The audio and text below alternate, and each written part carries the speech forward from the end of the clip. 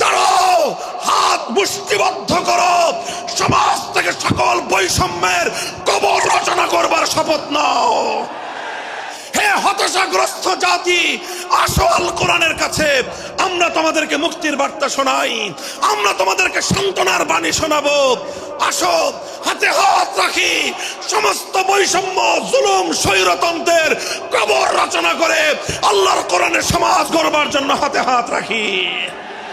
যদি ইনসাফ কায়েম না করা যায়, ইসলাম অনুসরণ করা যায় না, যদি বেইনসাফের বিরুদ্ধে লড়াই না করতে পারো, মিথ্যে মুসলমানিত্বের দাবি ত্যাগ করো।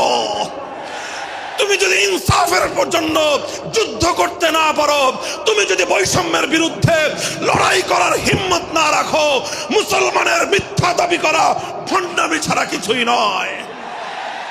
আর সর্বোপরি যদি একটি বৈষম্যহীন সমাজ গড়বার জন্য শাহাদাতের রক্ত দিতে হয়, আবু সাঈদদের মতো বৈষম্যের বিরুদ্ধে বুক পেতে দিয়ে জীবন দেওয়ার জন্য শপথ নিতে হবে।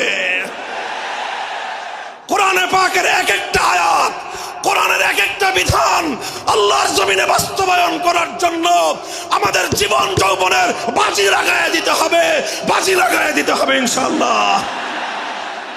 ইনসাফ কায়েম করতে গিয়ে শুধু যদি নিজের সন্তানের হাতের উপর দিয়ে যায়, সে হাত স্তব্ধ হয়ে যাবে না, সে হাত থমকে দাঁড়াতে পারবে না। যেখান দিয়ে ইনসাফ যাবে সেখান দিয়ে ইনসাফকে চালিয়ে দিতে হবে। এই সমাজ, এই জমিন এখন বিপ্লবী চায়। সে বিপ্লব আব্রাহাম লিঙ্কনের আদর্শের বিপ্লব নয়, সে বিপ্লব কার্ল মার্কস, মাও সেতুং আর লেনিনদের বিপ্লব নয়।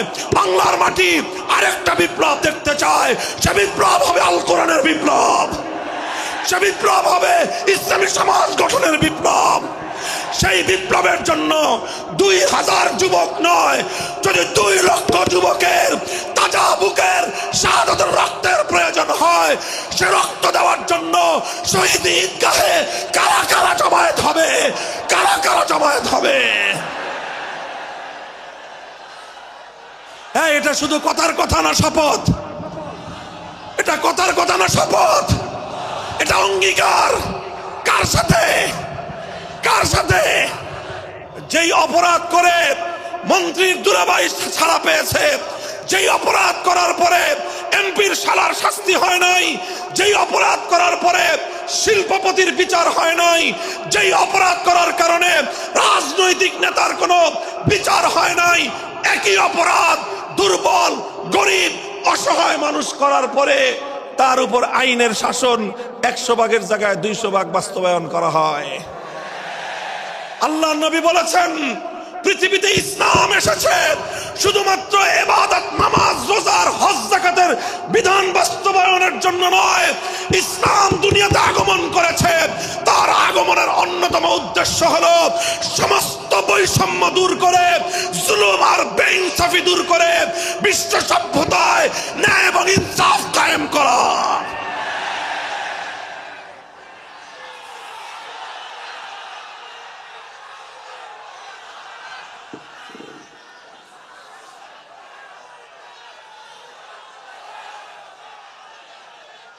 মনে রাখবেন, বৈষম্যহীন সমাজ গড়া এটা শুধু বৈষম্য বিরোধী ছাত্র নেতৃবৃন্দের দায়িত্ব নয়। বৈষম্যহীন সমাজ গড়া এটা শুধুমাত্র বৈষম্য বিরোধী ছাত্র নেতৃবৃন্দের দায়িত্ব নয়। বৈষম্যহীন সমাজ গড়া সর্বপ্রথম আল কোরআনের সৈনিকদের দায়িত্ব। বৈষম্যহীন সমাজ গড়া সর্বপ্রথম আল্লাহর নবীর সত্যিকার উম্মতদের দায়িত্ব। ওঠো, দাঁড়াও, হাত মুষ্টিবদ্ধ করো, সমাজ থেকে সকল বৈষম্যের কবর রচনা করবার শপথ নাও। মুহতারাম হাজিরিন, কথাটা খুব জায়গা লক্ষণীয়, শোনার বিষয়।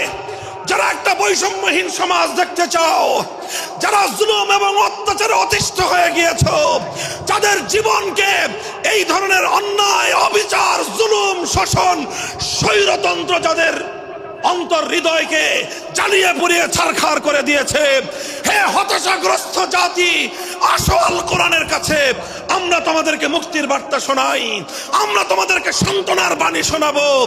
আসো হাতে হাত রাখি, সমস্ত বৈষম্য জুলুম স্বৈরতন্ত্রের কবর রচনা করে আল্লাহর কোরআনের সমাজ গড়বার জন্য হাতে হাত রাখি। দেখেন আল্লাহ পাক রব্বুল আলামিন যুগে যুগে যত নবী রাসূল প্রেরণ করেছেন, যুগে যুগে যত আসমানি কিতাব আল্লাহর পক্ষ থেকে অবতীর্ণ হয়েছে, কেন হয়েছে? শুধুমাত্র মুসল্লিদের সমাজ গড়বার জন্য নয়, শুধুমাত্র রোজাদার সমাজ গড়ার জন্য নয়, অবশ্যই কোরআন এবং কিতাব নাজিল হয়েছে নামাজের জন্য, অবশ্যই কোরআন এবং কিতাব নাজিল হয়েছে রোজা হজ যাকাত সহ আল্লাহ পাকের যাবতীয় বিধান সমাজে বাস্তবায়ন করার জন্য। তবে একমাত্র এটাই উদ্দেশ্য নয়, বরং সমস্ত কিতাব সমস্ত নবী রাসূল দুনিয়াতে আগমন করার অন্যতম একটা মৌলিক লক্ষ্য। কোরআনে পাকের সূরাতুল হাদীদ থেকে তেলাওয়াত করেন, অর্থ বুঝেন, মর্ম বুঝার চেষ্টা করেন।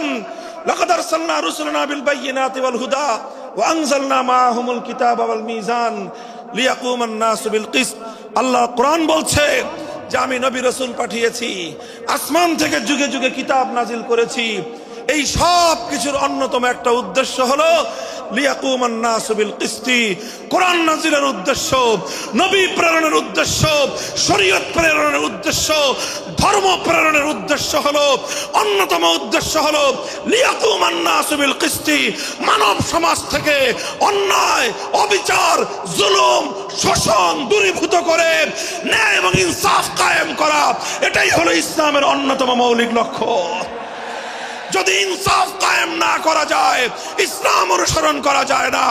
যদি বেইনসাফের বিরুদ্ধে লড়াই না করতে পারো, মিথ্যে মুসলমানিত্বের দাবি ত্যাগ করো। তুমি যদি ইনসাফের জন্য যুদ্ধ করতে না পারো, তুমি যদি বৈষম্যের বিরুদ্ধে লড়াই করার হিম্মত না রাখো, মুসলমানের মিথ্যা দাবি করা ভণ্ডামি ছাড়া কিছুই নয়।